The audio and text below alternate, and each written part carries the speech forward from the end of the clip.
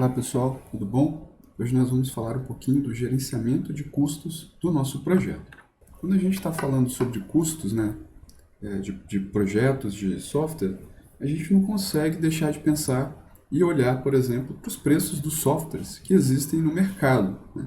Então, por exemplo, trouxe aqui para vocês um software chamado Renderware SDK. Na verdade, é uma plataforma para desenvolvimento de jogos. Então, só para vocês terem ideia do custo de um framework desse.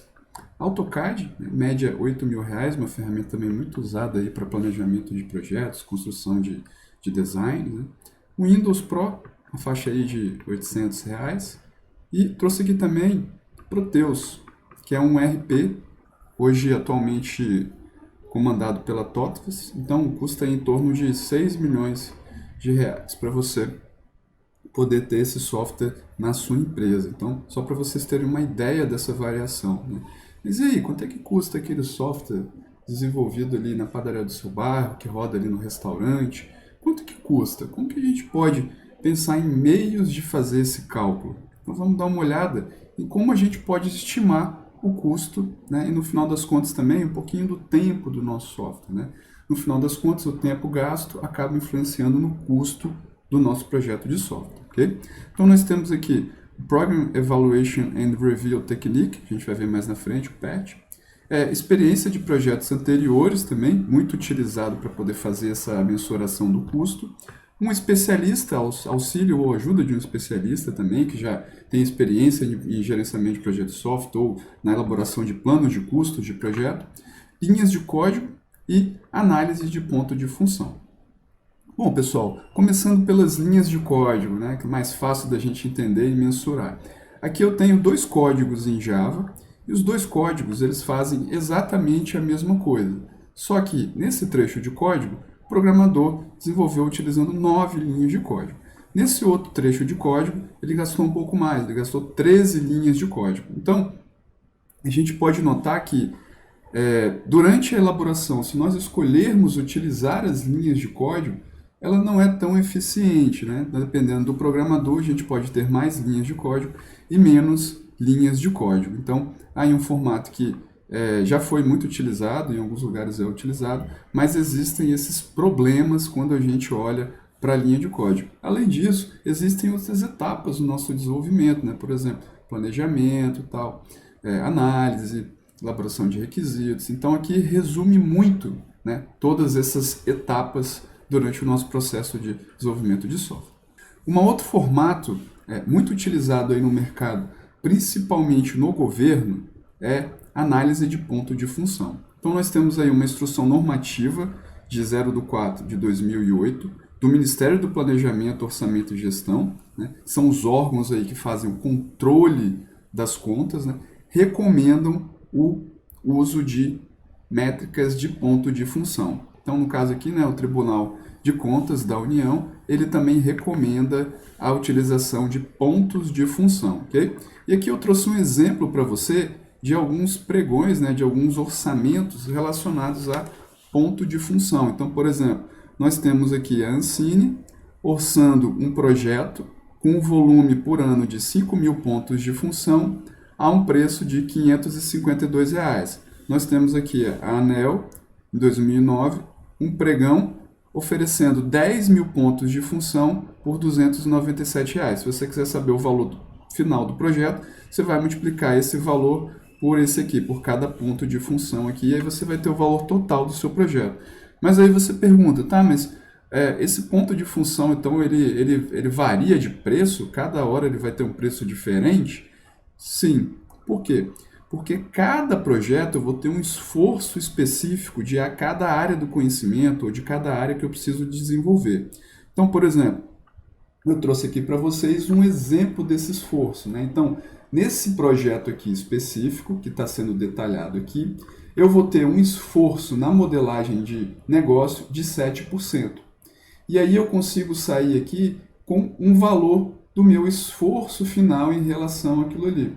Requisitos, eu vou ter um percentual que eu vou gastar no meu projeto e eu vou ter um salário médio mensal, e aí eu vou ter um esforço médio proporcional. Então, pessoal, Com todas essas informações aqui, em cada área que eu vou gastar mais, é claro que, dependendo da área, por exemplo, um gerente de projeto, ele vai custar mais do que, por exemplo, o cara que vai trabalhar na implantação ou na análise do design. Então, de acordo com o percentual de participação e o salário daquela pessoa no mercado, eu vou ter aí um valor, né, um valor diferente no final de esforço com relação àquela área específica, aquela disciplina específica.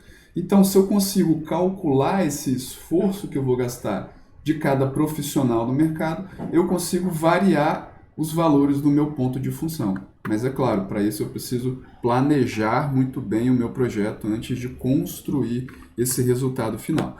Normalmente, pessoal, a análise de ponto de função, a gente precisa de entender os casos de uso, construir o modelo de classe da nossa aplicação, então, pelo menos projetar essas coisas. E aí, com isso, eu consigo fazer o cálculo dessa análise de ponto de função e aí, com isso, eu consigo mensurar melhor, por exemplo, quantos pontos de função o meu projeto ele vai ter, beleza?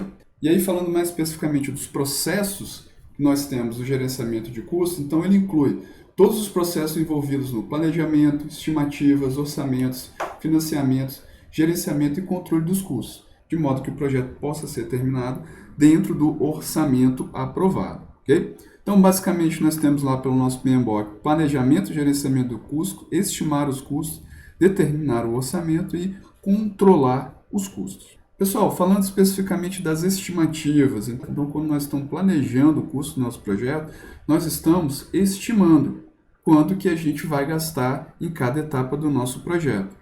Bom, uma estimativa de custo é uma avaliação da quantidade dos custos prováveis que eu vou gastar para conseguir completar aquela atividade. Elas podem ser expressas normalmente em unidades de moeda, então normalmente eu coloco aí em valores de custo, eu transformo isso em valores monetários, mas elas podem também ser expressas em horas, por exemplo. As estimativas, elas sempre precisam ser refinadas e sendo acompanhadas de acordo com o andamento do projeto, ok? De novo, são estimativas.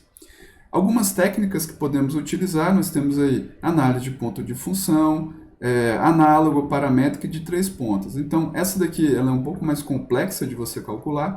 A análogo, a gente usa aí um histórico de um projeto parecido para poder a gente usar como base desse cálculo.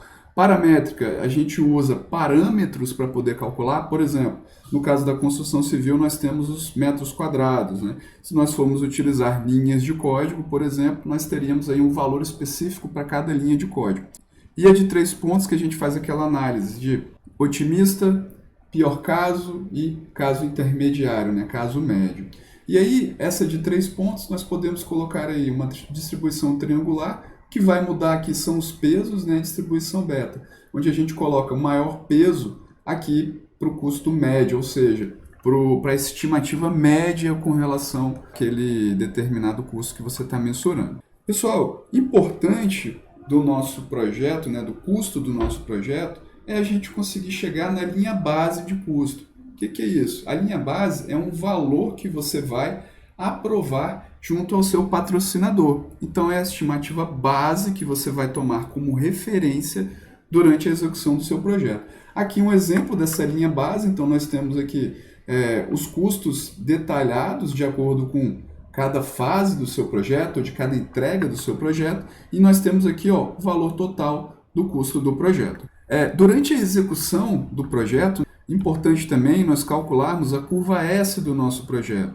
Então, nós podemos calcular o valor previsto de gastos durante a execução do nosso projeto e ela é chamada normalmente de curva S. Por quê? Porque a gente começa com um valor menor, quando começa a execução do projeto, costuma-se gastar mais e ao final do projeto, costuma-se ter uma queda nesse gasto. Então, a velocidade com que você está gastando essa grana, né, o dinheiro do projeto, ela começa a diminuir, formando essa curva S, ok? E normalmente, quando você tem aqui no final um aumento repentino, sem formação desse S, pode ser que você esteja com um problema no seu projeto, porque normalmente nessa fase a gente está desalocando recursos, a gente está meio que caminhando para encerramento do projeto. Beleza, pessoal? Valeu!